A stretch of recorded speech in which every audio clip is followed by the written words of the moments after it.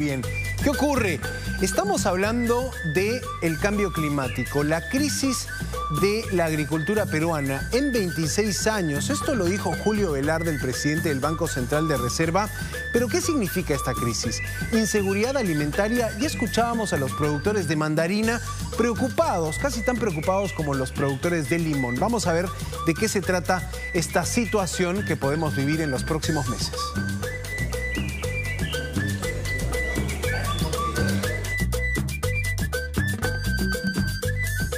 La papa, aquella que salvó a Europa de la hambruna, desaparecería de nuestras mesas durante algún tiempo. Así lo advirtió Lucio Águila, miembro de la Confederación Nacional Agraria del Perú. En Apurímac ya terminó la papa al 100%. Recién va a venir una nueva cosecha de lo que verdaderamente han sembrado con el agüita que tenemos. Pero eso ya se termina en la brevedad posible y a partir de ahí sí ya no hay papa, porque verdaderamente la sequía va a afectar totalmente. Tienen que pasar 3 años desde que se siembra la semilla de la papa llamada tuberculillo para poder cosechar y consumir una papa certificada. Pero ante la falta de lluvias en la sierra y el fenómeno del Niño global, corremos el riesgo de que ese tubérculo y productos como la quinoa o el choclo dejen de crecer, lo que desembocaría en una crisis alimentaria. Aún todavía cercano a los ríos hay agua, pero en esa parte hay terrenos donde se puede sembrar en este momento, pero no pueden sembrar los agricultores porque verdaderamente no le pueden dar ni siquiera préstamo, no pueden dotar ni fertilizante. Esto va a ser algo caótico. Aunque todo comenzó con el alza de fertilizantes en el 2022, este año los factores climáticos hacen lo suyo y en abril la producción agrícola cayó un 20%, según el Instituto Peruano de Economía. El presidente del Banco Central de Reserva, Julio Velarde, manifestó su preocupación en el Congreso. Lo que estamos viendo en cultivos en la costa es que el calor, esta temperatura mayor, está haciendo que los rendimientos sean menores y ciertamente es un año muy malo para la agricultura. El peor de los últimos 20 y tantos años, 25 años, 26 años si quieren, ¿no? Y puede ser incluso peor. El gobierno ha declarado en emergencia a 14 regiones por déficit hídrico, con el fin de ejecutar rápidamente el presupuesto y reducir riesgos ante la falta de agua. Sin embargo, necesitarían más recursos. ¿Cuánto nos hubiera gustado una decisión, ¿no?, de declarar la emergencia, pero a su vez asignar presupuesto, transferir a los gobiernos regionales, ¿no? Estamos hablando de la dotación de mangueras, geomembranas, alimentos para los ganados, igualmente los kits veterinarios, ¿no? Entonces... Lo peor es que esta crisis recaerá en más desempleo. Así lo advierte la Asociación de Gremios Productores Agrarios del Perú. El año pasado se ha perdido 400.000 personas de la población económicamente ocupada del agrícola. El factor climático no solo empieza a afectar la demanda nacional, sino también la internacional, pues la exportación ha caído en 4% respecto al año pasado. Y para conocer más sobre esta situación vamos a conversar con Laureano del Castillo. Él es director ejecutivo del Centro Peruano de Estudios Sociales, CEPES, y ya lo tenemos en pantalla, señor del Castillo. ¿Cuál es la situación real de estos agricultores? ¿Están perdiendo cultivos? ¿Hay poca producción? Y también la preocupación que puede tener el ama de casa, la persona que planifica, por ejemplo, la compra de alimentos. ¿Los precios pueden incrementarse debido a esta baja producción? Muy buenos días, señor Laureano del Castillo. Buenos días, Santiago, y muchas gracias por la invitación. Sí, efectivamente lo que usted dice es rigurosamente cierto. Acabamos de ver este informe bastante bueno que han presentado. Aquí hay un factor climático fundamentalmente, pero hay otras cosas, lo dijeron en el mismo reporte. Esto es una crisis que viene en realidad desde el año pasado, en realidad viene de mucho más atrás, pero digamos los factores que nos explican ahora esta situación tienen que ver, por un lado, con la falta de fertilizantes. Los fertilizantes por la crisis internacional subieron muchísimo.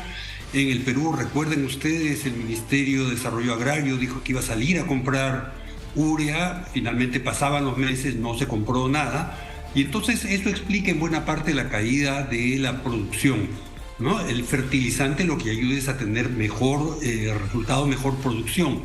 Se hizo poco por impulsar los fertilizantes orgánicos y, como dice el dicho, tras cuernos palos, nos cayó inicialmente la sequía, que empezó a fines del año pasado, se mantiene todavía en algunas zonas del país.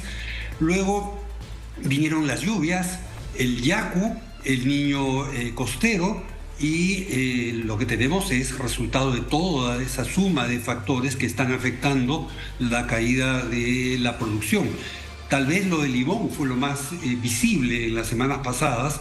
Lamentablemente todavía tendremos que esperar unas semanas a ver si esto se empieza a normalizar, claro. Pero nos preocupa que se anuncie un niño global moderado o fuerte, ¿no? Que son las previsiones que el mismo señor Velarde presentó en días pasados.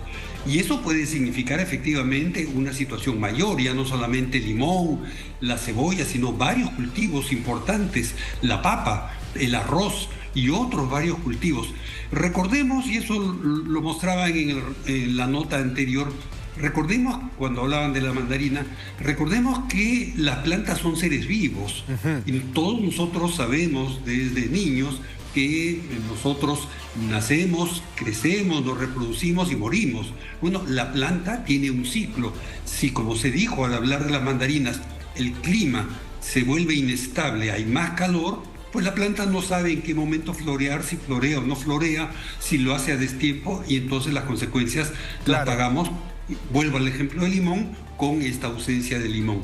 Pero también hemos perdido muchas hectáreas por exceso de agua, inundaciones, y también, señor del Castillo, estamos hablando poco, la sequía en el sur del país. Sí, yo quería también preguntarle por qué otro cultivo puede verse complicado, como en el caso del limón, porque esto empezó el año pasado con un incremento de precio de la papa. Después ocurrió con la cebolla. El último producto que hemos visto con un incremento de precio por baja producción fue el limón. ¿Qué otro puede venir?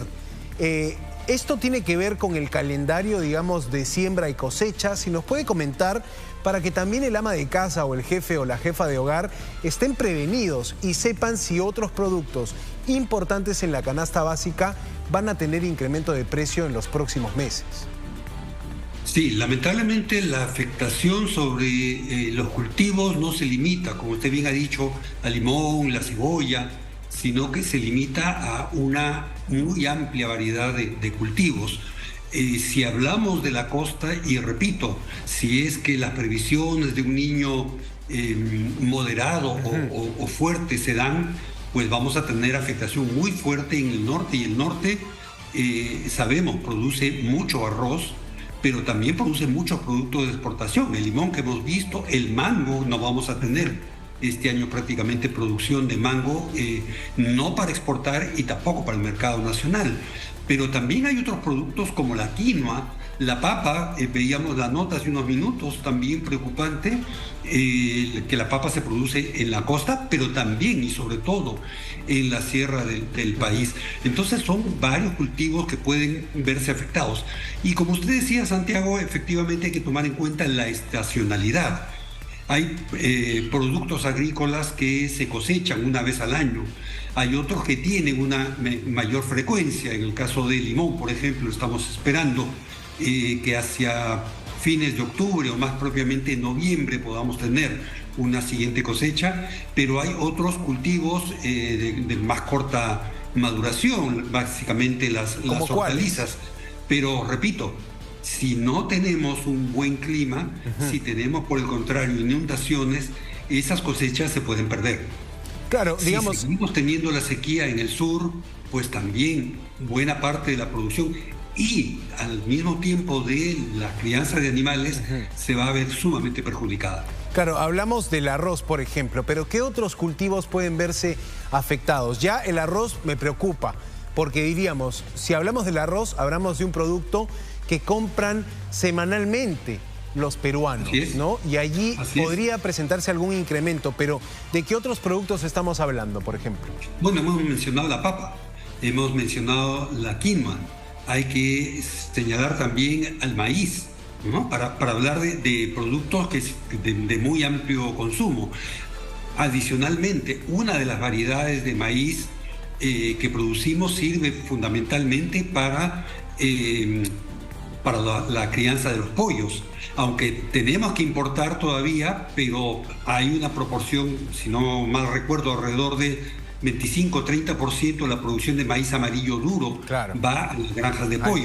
Si tenemos escasez, vamos a tener que importar más maíz, y las cifras de el maíz indican que todavía los precios internacionales están muy altos, ¿no? Y esto tiene que ver con el conflicto entre Rusia y Ucrania, que como todos sabemos no tiene visos de solución. Pero también el trigo. Y el trigo es un producto que producimos muy poco en el país. El trigo que consumimos es sobre todo trigo importado. Si el conflicto sigue y escala para impedir la exportación de Ucrania, pues los precios del trigo volverán a subir, y eso es también un producto de necesidad básica, consumo fundamental en las familias peruanas, sobre todo en los hogares de menores ingresos. Claro, y con el trigo se producen, por ejemplo, pastas, fideos, ¿no? Entonces eso también es algo que está siempre en la canasta básica, digamos, de los peruanos. Me hablaba del arroz, me hablaba de lo que puede ocurrir con la quinoa, me hablaba también de algunos productos importados como el maíz, que podría incrementar el precio del pollo. Pero ¿qué pasa con la ganadería? Porque si en este caso hablamos de que el clima afecta a la producción de este tipo de alimentos, cuando hablamos de la crianza de animales, ¿qué es o cuál es el principal problema allí? ¿La falta de agua? ¿La sequía puede impactar directamente en la crianza de los animales? Cuéntame un poco esto, por favor. Santiago, no solamente puede afectar, sino está ya afectando a la ganadería. Recordaba en el recuento de factores que han llevado a la situación que tenemos, que empezamos con la escasez de fertilizantes por el altísimo precio, pero luego desde finales del año pasado hemos empezado a tener una sequía muy fuerte que afectó inclusive la costa norte, que después sufrió lo de el Yacu y el Niño Costero. Pero en la Sierra Sur, y especialmente en Puno y algunas zonas de Cusco y Arequipa, se mantiene una sequía muy fuerte. Y en las zonas más altas es donde tenemos una importante presencia de la ganadería, de vacunos, pero también de camélidos. Estamos hablando de llamas, de alpaca, que constituye una fuente importante de proteína animal. El problema cuando hay agua es que los bofedales, que son estas zonas donde hay agua y alimento suficiente para el ganado, sobre todo para los camélidos, disminuye o se seca. Y entonces el ganado, repito, es un ser vivo también, el ganado se muere. Y se mueren sobre todo las crías, que son las que pueden soportar menos esto, los animales mayores, enfermos. Y esto implica una pérdida muy grande para el agricultor, para el ganadero. Recordemos que es su principal activo. En las zonas altas no se puede hacer agricultura, es decir, es muy poco o nada lo que se puede sembrar, entonces se dedican a la ganadería. Si ese activo, si ese capital se pierde, la afectación para estas familias es muy grande. Pero inclusive en zonas un poco más bajas, se sabe que la forma de ahorro de los agricultores es el ganado.